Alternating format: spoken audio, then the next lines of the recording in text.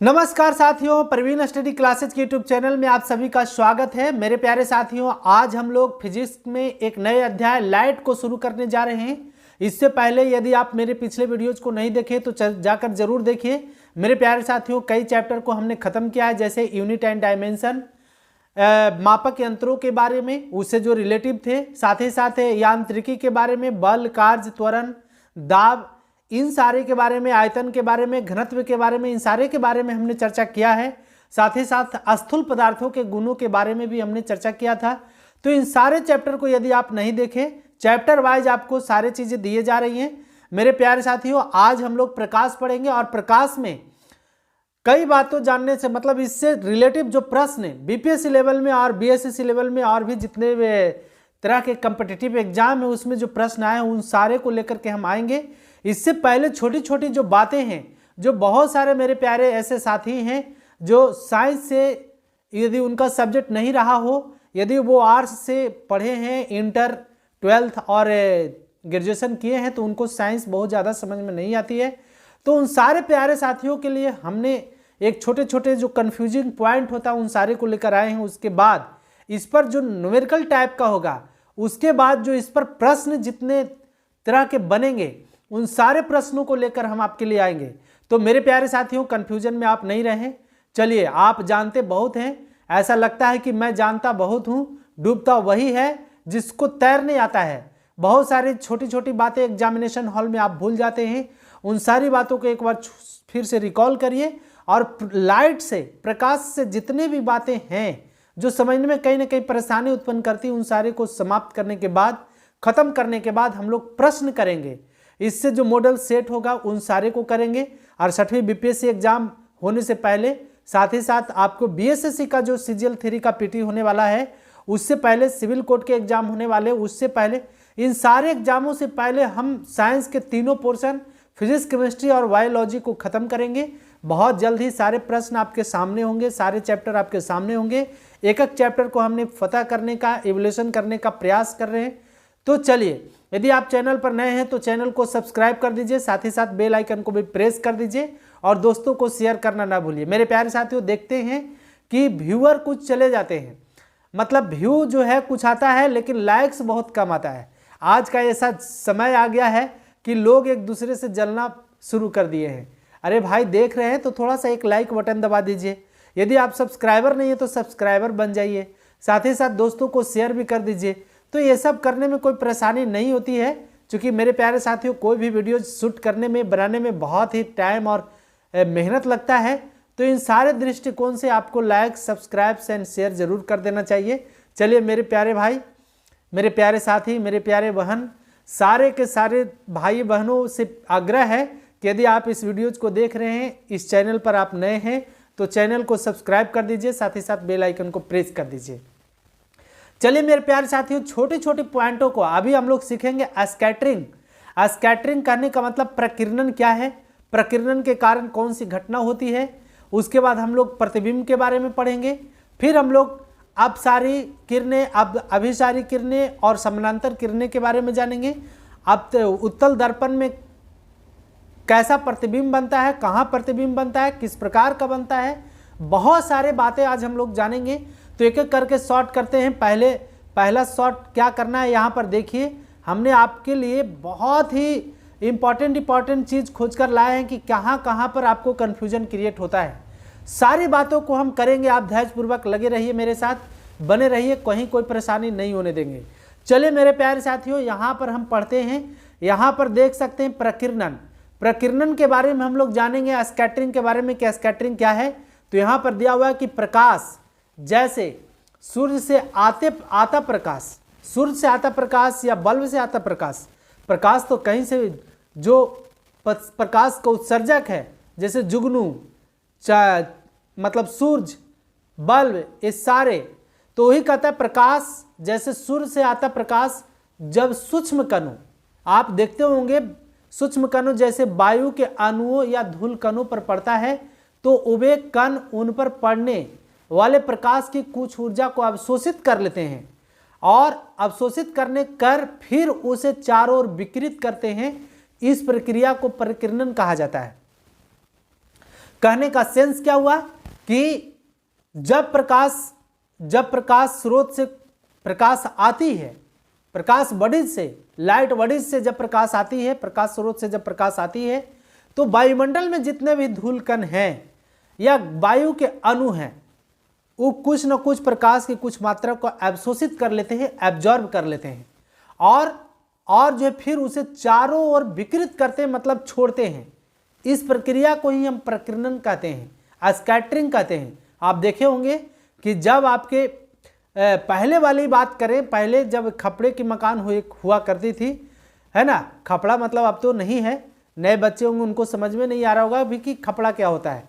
तो खपड़ा मिट्टी का बना होता था, खपड़ैल घर, फूस का घर और खपड़ैल घर होता था। तो उसके छिद्र से जो प्रकाश आती थी तो उसमें छोटे छोटे वायु और धूल कण जो ऐसे तैरते रहते हैं, तो वही जो है प्रकाश की कुछ मात्रा को अवशोषित कर लेती है। अवशोषित करने के बाद फिर उसे विकृत करती है, मतलब छोड़ती है। उसी घटना को हम लोग प्रकीर्णन कहते हैं। और यहाँ पर प्रकीर्णन का और भी उदाहरण है कि इस प्रकीर्णित प्रकाश के कारण हम दिन में ऐसी वस्तुओं को देख पाते हैं जिस पर सूर्य का प्रकाश सीधे नहीं पड़ता है। मतलब जिस पर सूर्य का प्रकाश सीधे नहीं पड़ेगा तो प्रकीर्णन के कारण ही हम लोग उसको स्पष्ट रूप से देखते हैं। जाहिर सी बात है कि जब आपके रूम में कैमरे में प्रकाश मतलब बल्ब बंद कर देते हैं और वहां पर जाते हैं तो कुछ क्षणों के बाद आपको वो वस्तु दिखाई पड़ने लगती है। क्यों पड़ने लगती है? तो जो सूर्य से प्रकाश की किरणें आई उसको धूल कण ऑब्जर्व किया, एब्जॉर्ब करने के बाद उसको फिर विकिरित करता है और उसी के विकिरण के कारण फिर हम लोग को अन्य वस्तुएं जिस पर सूर्य का प्रकाश नहीं पड़ता है उसको हम लोग देखते हैं। तो प्रकीर्णन समझ गए, स्कैटरिंग समझ गए। आगे समझिए, आगे क्या समझना है कि प्रकाश की किरणें क्या है। बहुत ही इंपॉर्टेंट पॉइंट आपके लिए लेकर आए हैं जो कंफ्यूजन आपको क्रिएट करता है। तो प्रकीर्णन के कारण हम लोग कोई भी वस्तु जिस पर सूर्य के प्रकाश नहीं पड़ती उसको देखते हैं, ये हम लोग समझ गए। अब हम लोग देखेंगे प्रकाश की किरणें, कितने प्रकार के प्रकाश की किरणें होती हैं, किस प्रकार के किरण को हम लोग क्या कहेंगे, सारी बातें आज हम लोग चर्चा करेंगे। आप चैनल पर लगातार बने रहिए।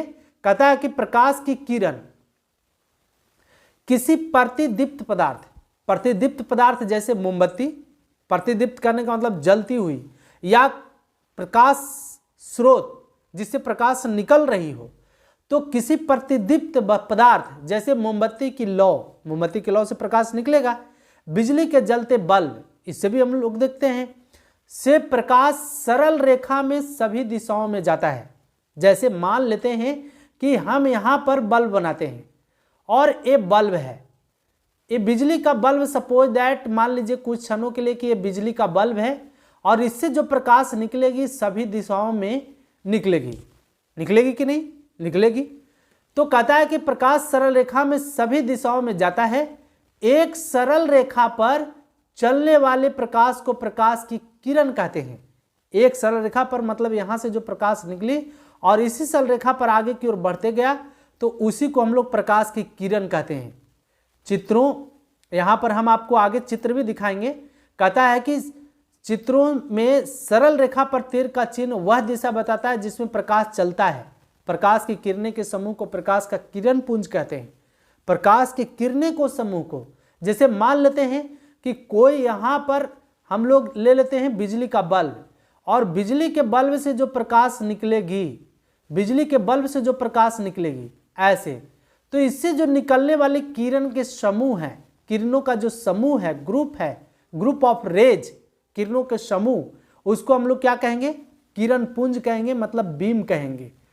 मुख्यतः किरण पुंज 3 प्रकार के होते हैं और तीनों प्रकार के किरण पुंज के बारे में हम लोग जानेंगे कि किस प्रकार के किरण को क्या कहते हैं। यहां पर 3 प्रकार के किरण पुंज होते हैं। अपसारी किरण पुंज, अपसारी कौन सा किरण पुंज?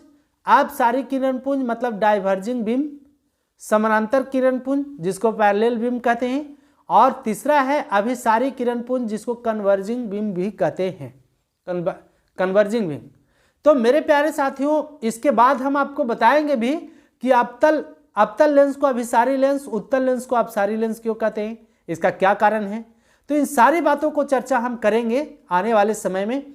यहाँ पर पहले आप जान लीजिए कि अभिसारी और अपसारी होता क्या है। यदि अभिसारी और अपसारी समझ जाएंगे तो आने वाले जो हम सेशन लेकर आएंगे उसमें यदि अवतल को अपसारी कह दें और उत्तल को अभिसारी कह दें तो आपको कोई कंफ्यूजन उस टाइम नहीं होगा। तो सबसे पहले हम लोग एक एक करके जानते हैं कि अपसारी किरण पुंज क्या होता है। किरण पुंज समझ गए, किरणों के समूह को हम लोग किरण पुंज कहते हैं, और जिस दिशा में किरण की मतलब इसका तीर का निशान होता है, इसका मतलब है कि उसी दिशा में किरण ही जा रही है कि नहीं। तो अपसारी किरण पुंज क्या होता है, समानांतर किरण पुंज क्या होता है और अभिसारी किरण पुंज क्या होता है, इसके बारे में हम लोग एक एक करके जानेंगे। सबसे पहले हम लोग जानते हैं अपसारी किरण पुंज। तो अपसारी किरण पुंज क्या होता है, तो कहता है कि अपसारी किरण पुंज, यहां पर हम लोग समझेंगे इसके बारे में। कहता है कि इस प्रकार की मतलब अपसारी कहने का मतलब अभी हम लोग देखे भी ऊपर में कि अपसारी कहने का मतलब डाइवर्जिंग है ना, डाइवर्जिंग बीम अपसारी किरण, और कन्वर्जिंग बीम मतलब अभिसारी किरण। तो अपसारी किरण क्या है इसके बारे में हम लोग जानेंगे। तो अपसारी कहता है कि इस प्रकार के किरण पुंज में प्रकाश की किरणें एक बिंदु स्रोत से निकलकर फैलती चली जाती है, तो उसको अपसारी किरण पुंज कहते हैं। अपसारी मतलब यहां से मान लेते कि प्रकाश स्रोत है, जैसे मान लेते सपोज कि सूरज है और सूर्य से जो प्रकाश निकली तो इसकी किरणें जो फैलती चली जाती है ना, इसी को हम लोग कहते हैं अपसारी किरण पुंज। डाइवर्जिंग बीम कहते हैं। इसके लिए हम फिगर भी लेकर आए हैं आपके लिए। तो ये देखिए, ये है डाइवर्जिंग बीम का फिगर है, ये डाइवर्जिंग बीम है अपसारी। यहां पर देख सकते हैं अपसारी किरण पुंज। मान लेते हैं कि एक यहां से कोई प्रकाश स्रोत है और यहां से जो प्रकाश की किरणें निकली, देखिए तीर का निशान इधर की ओर डिनोट कर रहा है, इसका मतलब सब प्रकाश इधर की ओर जा रहा है, दाहिने साइड में इधर की ओर जा रहा है कि नहीं, इधर की ओर जा रहा है ऐसे। तो अपसारी किरण पुंज प्रकाश के बिंदु स्रोत से निकल करके फैलती चली जाती है, तो उसी को हम लोग कहते हैं अपसारी किरण पुंज। मतलब एक बिंदु स्रोत से निकल करके उसको फैलते चले जाना। जब आप देखते हैं कि अवतल दर्पण जो टॉर्च हम लोग जलाते हैं, घरों में जो टॉर्च यूज करते हैं, जो डॉक्टरी जगत में दर्पण का प्रयोग किया जाता है गले नाक के अंदर हुए जख्म का पता लगाने के लिए, तो होता क्या है कि वहां तक गया प्रकाश, वहां तक गया और वहां से जाने के बाद उस प्रकाश को फैला करके बड़ा करके ऊपर दिखाता है बड़े जख्म के रूप में कि इतना बड़ा जख्म है। तो अपसारी किरण पुंज अवतल दर्पण का प्रयोग इसीलिए करते हैं क्योंकि वो किरण को फैलाकर लाता है। लेकिन आप देखे होंगे कि जब गाड़ी के साइड मिरर के रूप में उत्तल दर्पण का प्रयोग किया जाता है तो आप देखते होंगे कि पूरा बहुत बड़ा क्षेत्र है लेकिन ड्राइवर को छोटा छोटा क्षेत्र दिखता है। इसका मतलब क्या हुआ कि जो फैली हुई थी किरणें थी उसको ला करके एक बिंदु पर जमा करके ड्राइवर को चालक को दिखाता है। तो समझ गए होंगे अपसारी किरण पुंज डाइवर्जिंग बीम कहने का मतलब क्या हुआ कि प्रकाश स्रोत से जो किरणें निकलती है वो फैलती चली जाती है। देखिए फैलती चली गई, इसी को हम लोग क्या कहेंगे, डाइवर्जिंग बीम कहेंगे, अपसारी किरण पुंज कहेंगे। हम डिटेल से सारी बातों की चर्चा करेंगे। यहां पर दिया है अब है समानांतर किरण पुंज। तो ऐसे किरण पुंज, समानांतर किरण पुंज क्या है इसके बारे में भी हम लोग जानेंगे कि समानांतर किरण पुंज क्या है। तो कहता है कि ऐसे किरण पुंज में प्रकाश की किरणें एक दूसरे के समानांतर होती है। बहुत अधिक दूरी पर स्थित प्रकाश स्रोत जैसे सूर्य से आते किरण पुंज को समानांतर किरण पुंज माना जाता है। जब प्रकाश स्रोत बहुत दूरी पर, बहुत ज्यादा दूरी पर हो तो उससे आने वाले जो प्रकाश की किरणें होती है, प्रकाश की जो किरण पुंज होती है वो समानांतर क्रम में होती है। अब इसके लिए भी हमने फिगर लेकर आया है, चित्र लेकर आया है। अब देखिए ये है समानांतर किरण पुंज। बहुत दूर प्रकाश स्रोत से प्रकाश आ रही है, बहुत दूर जहां से प्रकाश निकल रही है, जैसे सूर्य से निकल रही है और सूर्य से निकल करके पृथ्वी तक आ रही है, तो वहां से जो किरण पुंज आएगा वो समानांतर किरण पुंज होगा। ये बात हम लोग समझ गए, तभी जा करके पृथ्वी पर फैलता है, और नहीं तो पृथ्वी सूर्य का व्यास कितना है, 13,92,000 किलोमीटर है सूर्य का व्यास, 13,92,000 किलोमीटर। तो उतने क्षेत्र में फैलता है कि नहीं, जबकि पृथ्वी कितनी दूरी में फैला हुआ है ये आप समझ सकते हैं।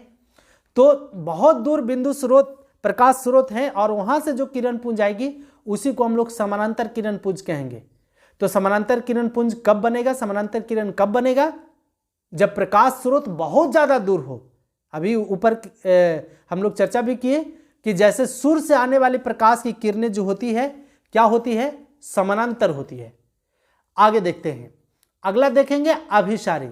अभिसारी किरण पुंज क्या है इसके बारे में भी देखेंगे। आप सारी समझ गए कि प्रकाश स्रोत से निकलकर को वो फैलती चली जाती है, तो अपसारी हो गया, है ना। जैसे घरों में टॉर्च का लाइट जो हम लोग यूज करते हैं, तो देखिएगा बल्ब बहुत छोटा होता है, उसमें अवतल लेंस लगा होता है, और वो अवतल लेंस क्या करता है कि वो उसको फैला देता है कि नहीं, फैला देता है, बहुत दूर तक फैलाता है। तो अब अभिसारी किरण पुंज कहने का मतलब क्या हुआ कि इस प्रकार के किरण पुंज में प्रकाश की किरणें एक बिंदु पर आकर मिलती है। अपसारी में एक बिंदु से निकल करके दूर दूर में फैल जाती है, तो वो अपसारी हो गया। लेकिन अभिसारी किरण पुंज में इसमें क्या कहता है कि इस प्रकार के किरण पुंज में प्रकाश की किरणें एक बिंदु पर आकर मिलती है या मिलती हुई प्रतीत होती है। अतः ऐसे किरण पुंज में किरणों के बीच की दूरी घटती जाती है, लेकिन अपसारी किरण पुंज में किरणों के बीच की दूरी बढ़ती जाती है। अभिसारी किरण पुंज में किरणों के बीच की दूरी घटती जाएगी, लेकिन अपसारी किरण पुंज में किरणों के बीच की दूरी क्या होगी, बढ़ती चली जाएगी। जैसे जैसे ही बड़ा होते चला जाएगा, इसके बीच की दूरी क्या होते चला जाएगा, बढ़ते चला जाएगा। तो अपसारी में किरणों के बीच की दूरी बढ़ती चली जाती है, जबकि अभिसारी किरण पुंज में किरणों के बीच की दूरी क्या हो जाएगी, घटती चली जाएगी। देखिए इसके लिए भी हमने फिगर लेकर आया है ताकि आपको बेहतर से बेहतर समझ में आए।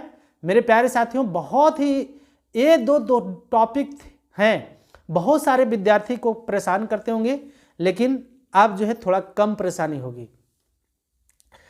चलिए, ये है अभिसारी किरण पुंज। यहां से देखिए ये प्रकाश स्रोत है। सपोज दैट यहां पर हम मान लेते हैं सूर्य है, और ये सूर्य से प्रकाश की किरणें निकल रही है, और निकल करके देखिए, ये निकल करके जब अवतल लेंस से हम लोग देखते हैं, उत्तल लेंस से, तो वो क्या हो जाता है, एक बिंदु पर आकर के यहां पर जमा हो रहा है। तो पहले किरण दूर दूर से आ रही है, ये इसके बीच की दूरियां ज्यादा थी, यहां पर कुछ दूरी और घटा, यहां पर कुछ दूरी और घटा, यहां पर कुछ दूरी और घटा, और देखिए घटते घटते इन दो किरणों के बीच की दूरी घटते घटते एकदम यहां पर शून्य हो जाती है और एक बिंदु पर आकर के मिल जाती है। तो आप समझ गए होंगे, आप सारी किरण पुंज में एक प्रकाश स्रोत से जो किरणें निकलेगी वो फैलती चली जाएगी, और उनके किरणों के बीच की दूरी क्या होती चली जाएगी, बढ़ती चली जाएगी। लेकिन अभिसारी किरण पुंज में प्रकाश स्रोत से जो किरणें आएगी उसके बीच की दूरी, मतलब किरणों के बीच की दूरी क्या होती चली जाएगी, घटती चली जाएगी। तो वो हो गया अभिसारी किरण पुंज। मेरे प्यारे साथियों, अब आपको कोई कंफ्यूजन हमको लगता है नहीं होनी चाहिए। जब हम लोग अवतल दर्पण और उत्तल दर्पण, अवतल लेंस और उत्तल लेंस को अभिसारी और अपसारी क्यों कहते हैं इसके बारे में चर्चा करेंगे तो और आपको स्पष्ट होगा। इसलिए लाइट का जो क्वेश्चन हम करा रहे हैं, मतलब साइंस का जो क्वेश्चन करा रहे हैं हर एक चैप्टर से, अभी फिजिक्स चल रहे हैं हम लोग, फिजिक्स में लाइट स्टार्ट किए हैं, तो लाइट में जो जो कंफ्यूजिंग पॉइंट है, जो जो जिस पर आपको लगता है कि बहुत ज़्यादा कंफ्यूजन है, हम उस बातों को समझते हैं। चूंकि हम भी उसी दौर से गुजरे हैं तो हमको समझ में आता है कि कहाँ पर बच्चे को क्या परेशानी हो रही होगी। उन सारी बातों को आपके सामने हम रखेंगे, और तब जाकर के इससे जितने तरह के प्रश्न आज तक बीपीएससी में और बीएसएससी में और भी जितने भी एग्जाम हैं उन सारे में जो आए हैं आपको कलेक्शन लेकर आएंगे, प्रश्नों का कलेक्शन, परीक्षाओं में आए हुए प्रश्नों का कलेक्शन लेकर आएंगे ताकि आपको कोई परेशानी नहीं हो। वहां भी हम सेम चीज समझाने का प्रयास करेंगे। तो आप चैनल पर नए हैं तो चैनल को जरूर सब्सक्राइब कर दीजिए, इतना जरूर कर लीजिए, आप मेरे साथ बन जाइए। चलिए आगे बढ़ते हैं। तो आप समझ गए होंगे कि समांतर किरण पुंज कैसा होता है, अपसारी किरण पुंज क्या होता है, अभिसारी किरण पुंज क्या होता है, और जो हम लोग अपने कमरे में, अपने घरों में जहां पर सूरज के प्रकाश की किरणें नहीं पहुंच पाती है, उसको भी हम लोग किसके कारण देखते हैं, ये भी आप समझ गए होंगे, स्कैटरिंग, प्रकीर्णन के कारण। सारी बातें हम आपके साथ ये सब चर्चा किए हैं।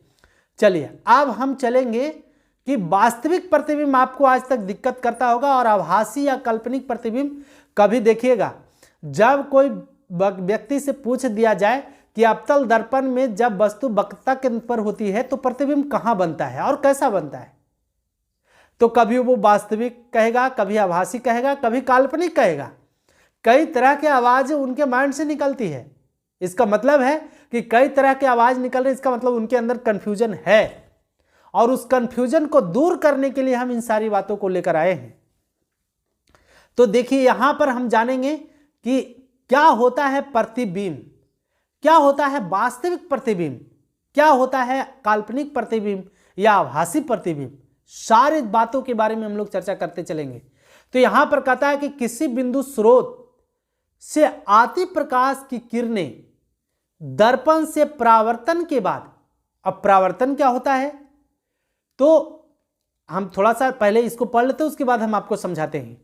किसी बिंदु स्रोत से आती प्रकाश की किरणें दर्पण से परावर्तन, ये शब्द हमको बताना है, परावर्तन के बाद जिस बिंदु पर मिलती है या जिस बिंदु से आती हुई प्रतीत होती है उसे उस बिंदु स्रोत का प्रतिबिंब कहते हैं।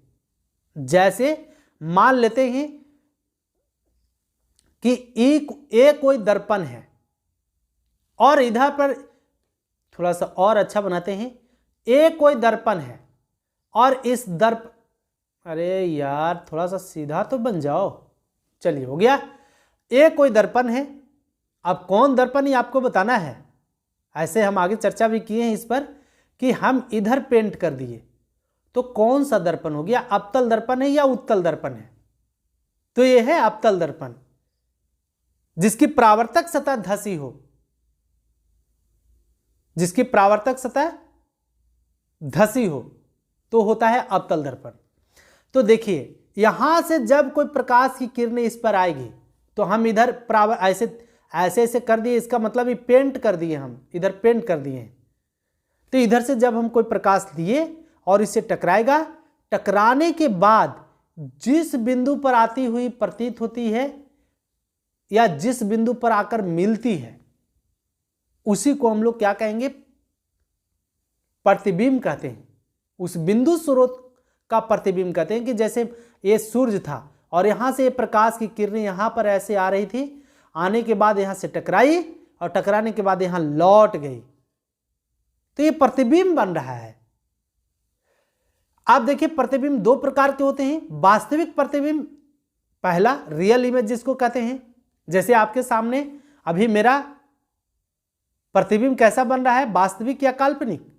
जब मेरा चेहरे का आकार सिर्फ दिखाई आपको पड़ता तो वो हो जाता आभासी या काल्पनिक प्रतिबिंब।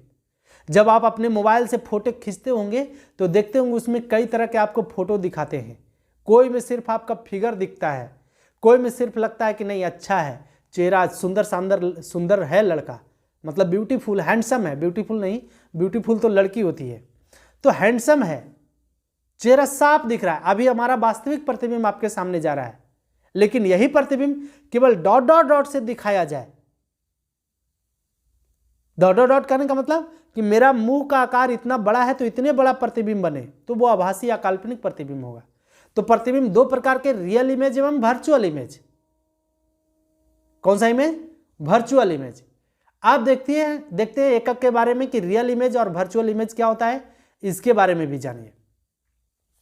कहता है कि वास्तविक प्रतिबिंब जिसको रियल इमेज कहते हैं, यहां पर कि किसी बिंदु स्रोत से आती प्रकाश की किरणें, किसी बिंदु स्रोत से आती प्रकाश की किरणें दर्पण से परावर्तन के बाद जिस बिंदु पर वास्तव में मिलती है उसे उस बिंदु स्रोत का वास्तविक प्रतिबिंब कहते हैं। अतः वास्तविक प्रतिबिंब पर्दे पर प्राप्त किया जा सकता है। वेरी वेरी इंपॉर्टेंट प्रश्न, वेरी वेरी इंपॉर्टेंट लाइन। यहां पर आपको समझना है कि वास्तविक प्रतिबिंब को पर्दे पर प्राप्त किया जा सकता है। जैसे मान लेते हैं कि ये अवतल दर्पण है और इधर हम इसका पेंट कर दिए। जब प्रकाश स्रोत यहां से आ रही है और यहां से आने के बाद इससे टकराई, टकराने के बाद जो लौटी उसी को हम लोग परावर्तन कहते हैं। टकराकर लौटने, किसी प्रकाश स्रोत से आती प्रकाश की किरणें किसी परावर्तक सतह से टकराने के बाद लौटने की क्रिया को परावर्तन कहते हैं। ये परावर्तन हुआ। देखिए ये आ रहा था ऐसे, यहां से टकराया तो इसका तीर का चिन्ह जो गया उल्टा हो गया, मतलब ये लौट रहा है यहां से टकराने के बाद। तो ये टकराएगी, ऐसे तिरछे भी निकल जाती है, समानांतर भी निकल सकती है, पीछे भी चली जाती है। कई तरह के प्रतिबिंब बनेंगे जो भी हम लोग समझेंगे भी। तो किसी बिंदु स्रोत से आती प्रकाश की किरणें दर्पण से परावर्तन मतलब टकराने के बाद जिस बिंदु पर वास्तव में मिलती है उसे उस बिंदु स्रोत का वास्तविक प्रतिबिंब कहते हैं। वास्तविक प्रतिबिंब को पर्दे पर प्राप्त किया जा सकता है। वास्तविक प्रतिबिंब वस्तु की अपेक्षा हमेशा उल्टा होता है। देखिए अभी वास्तविक प्रतिबिंब बन रहा है, मेरा फेस जो है पश्चिम दिशा की ओर हम फेस करके पढ़ा रहे हैं आपको, लेकिन जब आप कमरा में देख रहे होंगे तो ठीक उसका उल्टा दिख रहा होगा आपको। जब इसको आप देखेंगे यूट्यूब पर, जब आपका चेहरा पूरब की ओर रहेगा तो जो हम पढ़ा रहे हैं चेहरा पश्चिम की ओर रहेगा। तो वास्तविक प्रतिबिंब हमेशा उल्टा होता है, याद रखिएगा। और वास्तविक प्रतिबिंब को पर्दे पर प्राप्त किया जा सकता है। वेरी वेरी इंपॉर्टेंट प्रश्न था, को लाइन था, इस लाइन को जरूर आप याद रखिए। आगे देखते हैं। अब हम लोग देखेंगे वर्चुअल इमेज क्या होता है, आभासी प्रतिबिंब क्या होता है। कहता है कि वर्चुअल इमेज क्या है, आभासी प्रतिबिंब क्या है। थोड़ा सा और छोटा करें, इधर कर लेते हैं। चलिए तो क्या होता है, तो ये है कि आभासी प्रतिबिंब या काल्पनिक प्रतिबिंब, वर्चुअल इमेज, किसी बिंदु स्रोत से आती प्रकाश की किरणें परावर्तन के बाद जिस बिंदु से आती हुई प्रतीत होती है, परावर्तन के बाद मतलब लौटने के बाद, उसे उस बिंदु स्रोत का आभासी प्रतिबिंब कहते हैं। और आभासी प्रतिबिंब को पर्दे पर प्राप्त नहीं किया जा सकता है। आभासी प्रतिबिंब को पर्दे पर प्राप्त नहीं किया जा सकता, ये भी याद रखिएगा। कहता है कि आभासी प्रतिबिंबों को सदा बिंदुओं से या टूटी रेखाओं से दर्शाया जाता है। जब हम आगे बातें बहुत सारी चर्चा करेंगे अब आपके साथ, तो ऐसे ऐसे डॉट डॉट डॉट लाइन से दिखाएंगे तो समझिएगा कि ये आभासी प्रतिबिंब है, काल्पनिक प्रतिबिंब है, जिसको वर्चुअल इमेज भी कहते हैं। काल्पनिक प्रतिबिंब या आभासी प्रतिबिंब या वर्चुअल इमेज, ये आप जरूर याद रखिएगा। तो रियल इमेज को पर्दे पर प्राप्त किया जा सकता है। आभासी प्रतिबिंब या काल्पनिक प्रतिबिंब कहें या वर्चुअल इमेज कहें, तीनों बात एक ही है। इसको पर्दे पर प्राप्त नहीं किया जा सकता है। और आभासी प्रतिबिंब को मतलब काल्पनिक प्रतिबिंब को हम लोग डॉट डॉट डॉट लाइन द्वारा दर्शाते हैं, और यह सादा लाइन होगा, मतलब सफेद लाइन होगा। और आभासी प्रतिबिंब वस्तु की अपेक्षा हमेशा सीधा होता है। जिस ओर वस्तु का चेहरा है उसी ओर उसका प्रतिबिंब भी बनेगा। तो आभासी प्रतिबिंब जब बनेगा तो वो सीधा बनेगा, हमेशा सीधा। और आभासी प्रतिबिंब को हम लोग पर्दे पर प्राप्त नहीं कर सकते हैं।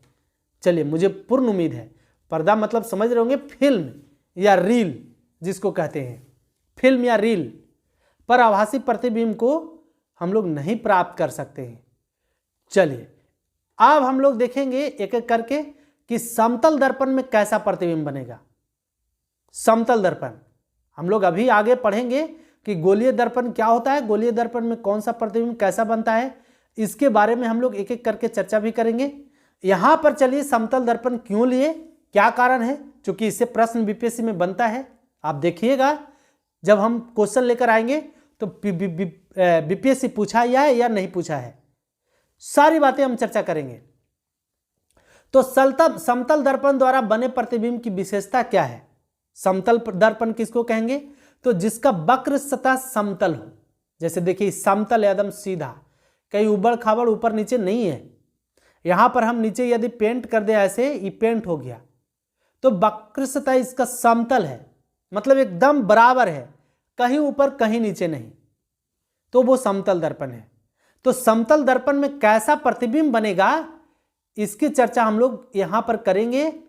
सारी बातें हम आपको दिखाएंगे भी कि क्या बात सही है या नहीं, सारा प्रयोग करके दिखाएंगे, केवल आप बने रहिए।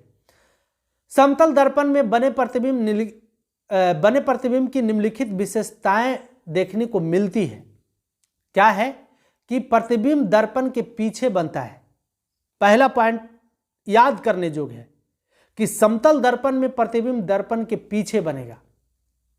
कहां बनेगा? दर्पण के पीछे। फिर प्रतिबिंब का आकार वस्तु के आकार के बराबर होगा, न तो वस्तु बड़ा, उसका प्रतिबिंब न तो बड़ा दिखाई देगा और न ही छोटा। जब भी समतल दर्पण में कोई प्रतिबिंब बनेगा तो वस्तु के बराबर ही बनेगा। फिर कहता है कि प्रतिबिंब वस्तु की अपेक्षा सीधा होता है। समतल दर्पण में प्रतिबिंब जो होगा न तो उल्टा होगा और न आभासी होगा, हमेशा क्या होता है? वस्तु की अपेक्षा सीधा होता है। प्रतिबिंब पार्श्विक रूप से उल्टा होता है। पार्श्विक रूप से उल्टा कहने का मतलब कि देखिए जैसे ये अभी मेरा दाहिना हाथ आप देख रहे हैं, तो जब उसमें देखिएगा तो वो बायां हाथ आपको दिखेगा। देखिए ये मेरा बायां हाथ है, ये मेरा दायां हाथ है, तो ये दायां हाथ जब देखिएगा तो पार्श्विक रूप से उल्टा दिखेगा, लगेगा कि बायां हाथ में घड़ी पहने हैं आप। ठीक है, तो पार्श्विक रूप से उल्टा होता है। प्रतिबिंब आभासी होता है, आभासी, अतः हम इसे पर्दे पर नहीं प्राप्त कर सकते। मतलब ये आभासी होता है, काल्पनिक होता है, वर्चुअल इमेज होता है, इसे पर्दे पर प्राप्त नहीं किया जा सकता है। फिर कहता है कि प्रतिबिंब दर्पण से उतना ही पीछे बनता है जितना वस्तु दर्पण से आगे अर्थात सामने होता है, उतना ही पीछे बनेगा जितना पीछे। जैसे मान लेते हैं कि वस्तु यहां है और ये कोई समतल दर्पण है, इस पर हम ये वस्तु रख दिए, तो ये प्रतिबिंब जो बनेगा उतना ही पीछे बनेगा, मतलब नीचे की ओर उतना ही दूर बनेगा जितना वस्तु है, जितना दूर वस्तु है। मतलब इतनी इसकी लंबाई यदि है तो इतनी लंबाई का प्रतिबिंब ही बनेगा, इससे बड़ा नहीं बनेगा। तो प्रतिबिंब दर्पण से उतना ही पीछे बनता है जितना वस्तु दर्पण से आगे होता है। ठीक है, अब हम ले लेते हैं जैसे ये समतल दर्पण है और इधर हम पेंट कर देते हैं, ये पेंट कर दिए, और इसमें जब कोई वस्तु को हम देखेंगे तो इसका जो प्रतिबिंब बनेगा, जितनी बड़ी रेखा हम खींचे उतनी बड़ी रेखा का प्रतिबिंब बनेगा, लेकिन डॉट डॉट डॉट बनेगा, क्योंकि इसमें आभासी प्रतिबिंब समतल दर्पण में आभासी प्रतिबिंब बनता है, दर्पण के पीछे बनता है। देखिए दर्पण इधर परावर्तक सतह था, लेकिन प्रतिबिंब इसका इधर बना, एक ऐसे, और जितना बड़ा वस्तु था उतने बड़ा प्रतिबिंब बनेगा, लेकिन दर्पण के पीछे बनेगा, याद रखिएगा। चलिए इसको हम दिखाते हैं आगे। इसके लिए भी हम फिगर लेकर आए हैं आपको। यहां पर देखिए एक एक बिंदु हम समझाने का प्रयास कर रहे हैं कि ताकि कोई परेशानी आपको नहीं हो। समतल दर्पण द्वारा प्रतिबिंब का बनना। अब यहां देखिए, यहां पर आपको समझना है कि कौन सा क्या है। ये देखिए ये वस्तु है, OM वस्तु है, और यहां पर I और M दिख रहा है, I और M प्रतिबिंब है। इधर ऐसे लाइन जो खींचा हुआ है आपको, ये परावर्तक सतह मतलब पेंट किया हुआ है, तो वस्तु इधर है और ये है वस्तु, और इसका प्रतिबिंब बना ए नीचे। ये प्रकाश स्रोत है यहां पर, और यहां से जब प्रकाश स्रोत है तो प्रकाश स्रोत से जो किरणें निकलेगी सभी दिशाओं में निकलेगी। तो यहां से आई ऐसे तिरछा और यहां से निकल गई, देखिए इधर की ओर जा रही, ये इधर की ओर आ रही है, मतलब इसका प्रतिबिंब इधर की ओर बन रहा है और ये इधर की ओर निकल रहा है, ये अभिलंब हुआ। और यहां से पुनः ये लौट करके ऐसे पीछे की ओर जाएगा, तो ये हो गया प्रतिबिंब MI। तो यहां कहता है कि O एक बिंदु स्रोत है, मतलब O प्रकाश का एक बिंदु स्रोत है जिसे एक समतल दर्पण M डैश, देखिए M है और यहाँ M डैश है, ये हो गया हमको क्या हो गया, ये समतल दर्पण हो गया, M डैश के सामने रखा गया है। वैसे तो O से प्रकाश की किरणें सभी दिशाओं में निकलती है, परंतु क्या, चित्र में केवल 2 किरणें पथ दर्शाया गया है। इनमें एक OM दर्पण पर अभिलंब रूप से आपतित हो रही है, देखिए अभिलंब रूप से मतलब लंबवत, यहाँ 90 डिग्री का कोण भी बन रहा है, यहाँ पर दिख रहा होगा आपको 90 डिग्री का सिंबल। तो लंबवत अभिलंब रूप से आपतित हो रही है, अतः वह उसी पथ पर MO में वापस लौट जाती है। मतलब देखिए नीचे की ओर आ रहा है, अब फिर किरण उधर की ओर दर्शा रहा है, मतलब फिर उधर ही लौट जा रहा है ना। दूसरी तिरछी किरणें OA जो है, AB की ओर, OA दर्पण से परावर्तित होकर AB दिशा में चली जाती है, मतलब इधर की दिशा में गया। हमारी आंख को लगता है कि दर्पण से परावर्तित होकर ये किरणें दर्पण के पीछे बिंदु I से आ रही है। यह बिंदु I बिंदु स्रोत O का आभासी प्रतिबिंब है। हमने अभी बताया आपको कि आभासी प्रतिबिंब या काल्पनिक प्रतिबिंब जो है डॉट डॉट डॉट लाइन द्वारा ही दर्शाया जाएगा। इसका मतलब IMA हो गया क्या, ये हो गया प्रतिबिंब, और OM वस्तु का प्रतिबिंब IM या MI बन रहा है। MI की दूरियां मापने पर हम पाते हैं कि जितना वस्तु की लंबाई है उतने प्रतिबिंब की भी लंबाई है। मतलब वस्तु की दूरी दर्पण से वस्तु की दूरी हो गया बराबर दर्पण से प्रतिबिंब की दूरी। ठीक है, तो ये हम लोग समझ गए। तो मेरे प्यारे साथियों, समतल दर्पण में कैसा प्रतिबिंब बनेगा इसके बारे में हम लोग चर्चा किए और आपको मुझे पूर्ण उम्मीद है कि समझ में आया होगा। चलिए अब हम लोग देखेंगे गोलीय दर्पण।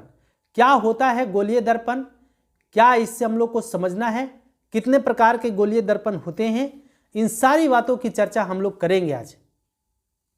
तो गोलीय दर्पण उस दर्पण को कहते हैं जिसकी परावर्तक सतह किसी खोखले गोले का, जिसकी परावर्तक सतह किसी खोखले गोले का एक भाग होती है कि नहीं। खोखले गोले का भाग, भरा हुआ गोला नहीं, खोखले गोले का भाग।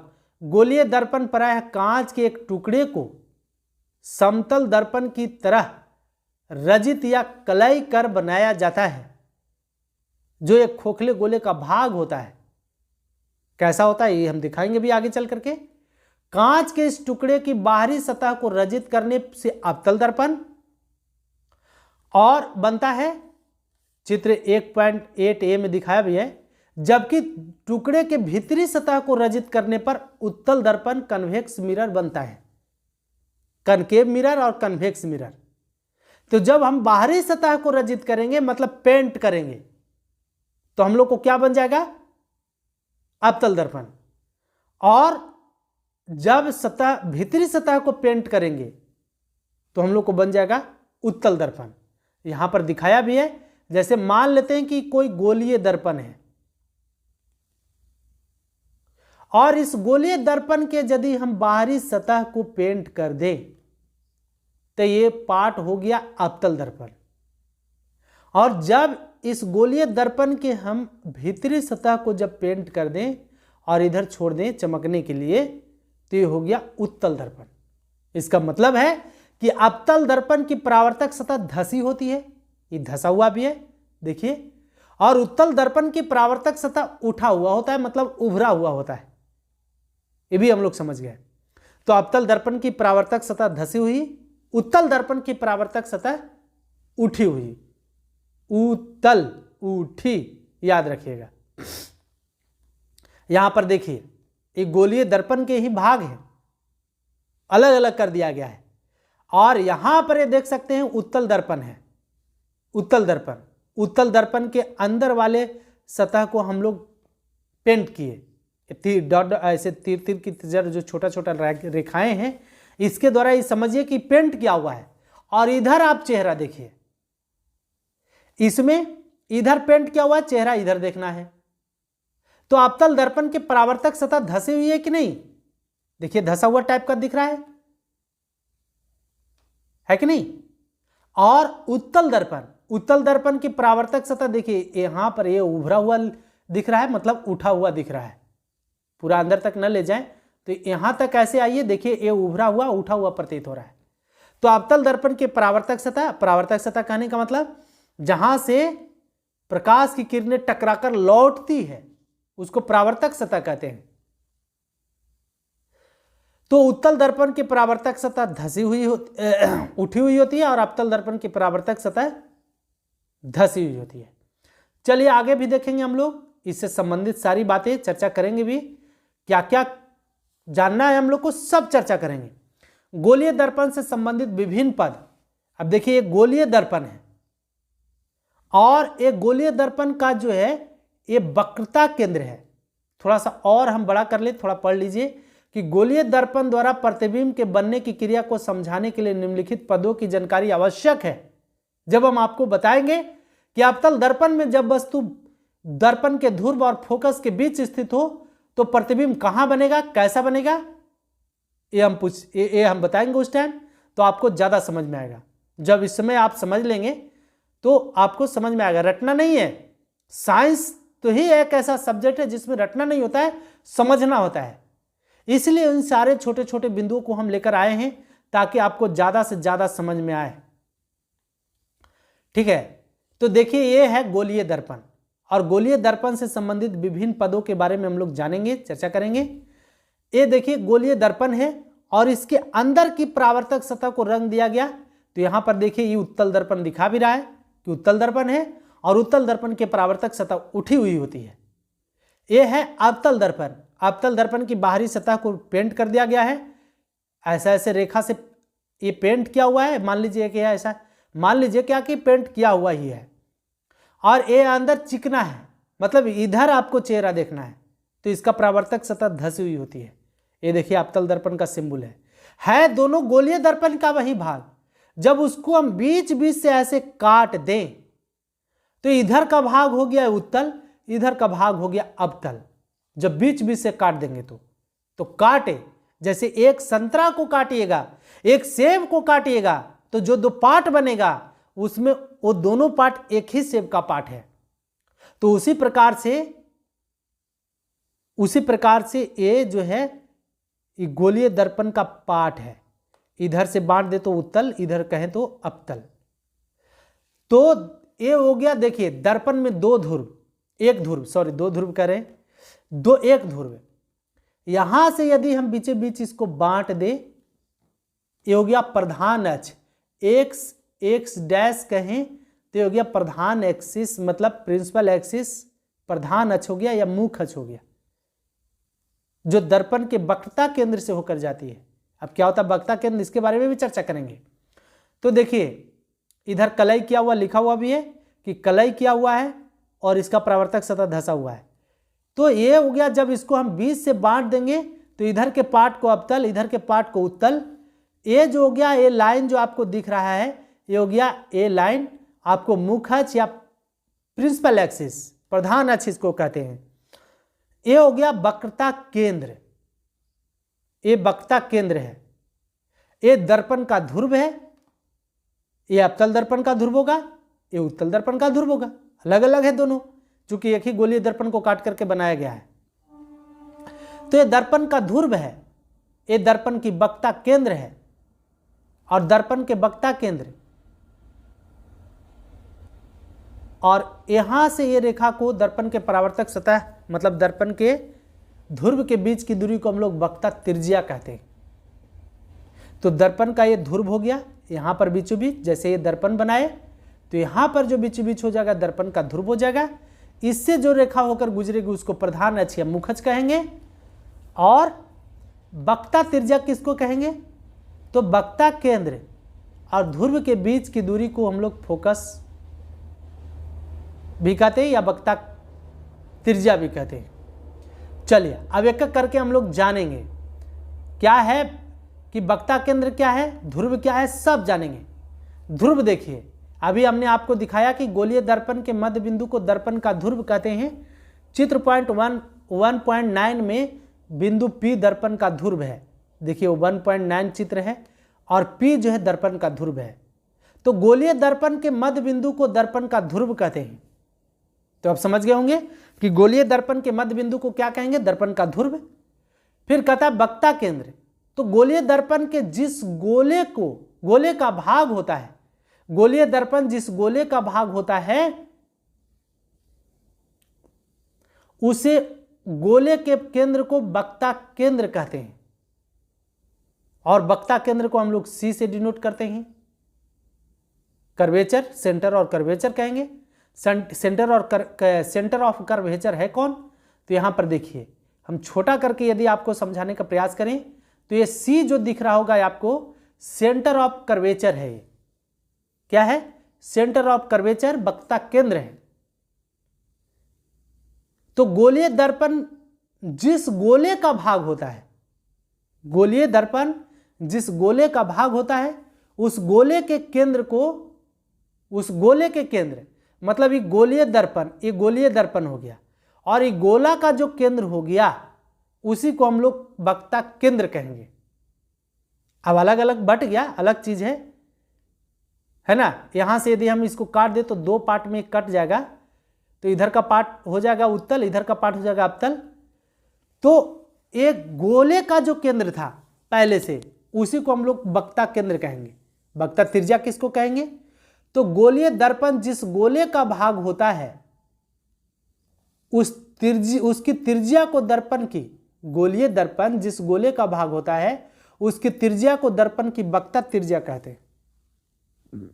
मतलब जैसे ये गोला था और ये गोले का जो त्रिज्या हुआ, ये त्रिज्या है और एक गोले में अनंत त्रिज्या होती है। तो गोले का जो त्रिज्या हुआ उसी को हम लोग वक्ता त्रिज्या कहेंगे, मतलब रेडियस ऑफ कर्वेचर कहेंगे। रेडियस ऑफ सेंटर मतलब गोले के केंद्र को वक्ता केंद्र, सेंटर ऑफ कर्वेचर कहेंगे और गोलीय दर्पण के त्रिज्या को रेडियस ऑफ कर्वेचर कहेंगे, वक्रता त्रिज्या कहेंगे। जैसे गोला है और इसकी जो त्रिज्या हुई इसी को हम लोग गोलीय दर्पण में यदि चलेंगे तो हो जाएगा त्रिज्या, वक्ता त्रिज्या। और ये जो गोले का भाग हुआ, ये बिंदु हुआ, इसको हम लोग वक्ता केंद्र कहेंगे। प्रधान अक्ष या मुख अक्ष क्या होगा, तो गोलीय दर्पण के ध्रुव से, गोलीय दर्पण का ध्रुव है, अब यहां P है गोलीय दर्पण का ध्रुव, तो गोलीय दर्पण के ध्रुव से वक्रता केंद्र को मिलाने वाली रेखा को दर्पण का प्रधान अक्ष या मुख अक्ष कहते हैं। गोलीय दर्पण के ध्रुव और वक्ता केंद्र को मिलाने वाली रेखा को हम लोग क्या कहेंगे, प्रधान अक्ष या मुख अक्ष कहेंगे। इसी को प्रधान अक्ष या मुख अक्ष कहते हैं। तो समझ में आपको आ गया हो गया। और प्रधान अक्ष और मुख अक्ष को हम लोग प्रिंसिपल एक्सिस को x डैश से डिनोट करते हैं, ये भी याद रखिएगा। तो मुझे पूर्ण उम्मीद है कि सारी बातें आपको समझ में आ रही होगी। तो ये तो मेरे प्यारे साथियों छोटे छोटे जो कंफ्यूजिंग पॉइंट थे, क्या होता है दर्पण का ध्रुव, क्या होती है दर्पण की वक्ता त्रिज्या, क्या होता है दर्पण का वक्ता केंद्र, इन सारे के बारे में हम लोग आज चर्चा किए। और भी जाने कि अवतल दर्पण का परावर्तक सतह क्या होता है, धंसा हुआ। उत्तल दर्पण का परावर्तक सतह उभरा हुआ होता है, ये भी जाने। कल हम लोग इससे आगे जो छोटे छोटे कंफ्यूजिंग पॉइंट है उसको जानेंगे और तब इस पर जाकर के हम लोग प्रश्न करेंगे, तब आपको कहीं कोई परेशानी नहीं होगी। चलिए मेरे प्यारे साथियों, मुझे पूर्ण उम्मीद है कि आपको इन सारी बातें समझ में आई होगी। यदि आया है और चैनल पर आप नए हैं तो चैनल को सब्सक्राइब कर दीजिए, साथ ही साथ बेल आइकन को प्रेस कर दीजिए और दोस्तों को शेयर करना न भूलिए।